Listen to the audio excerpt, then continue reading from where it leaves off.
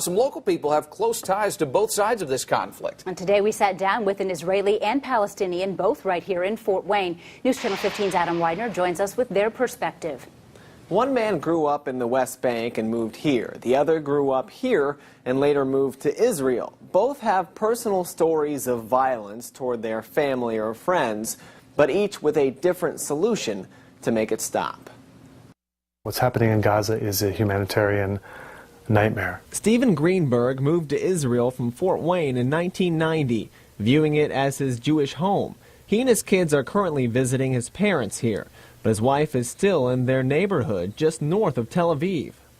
Oh, this is a live rocket attack. During our interview this morning, a siren went off on his phone.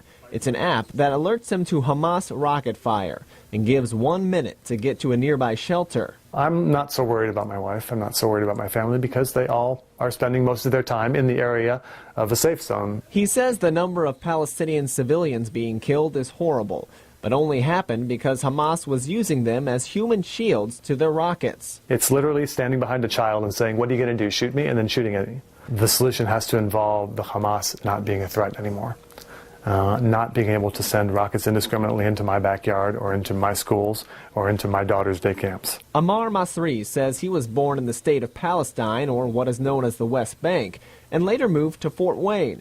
He thinks the Israelis are looking to take more land, not seeking to destroy Hamas rockets, but instead conducting genocide on the Palestinians. They use that so they can invade Gaza, so they can kill more Palestinians. And that's the nature, the way I look at it, of the Israeli government.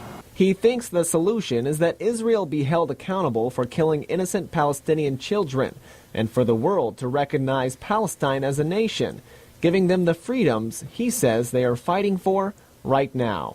I don't know a lot about Hamas, but somebody who fights for his freedom, it doesn't matter who they belong to. Freedom is a freedom, and it's worth fighting for. That's how we built our great nation here, I assume. In Fort Wayne, Adam Widener, News Channel 15.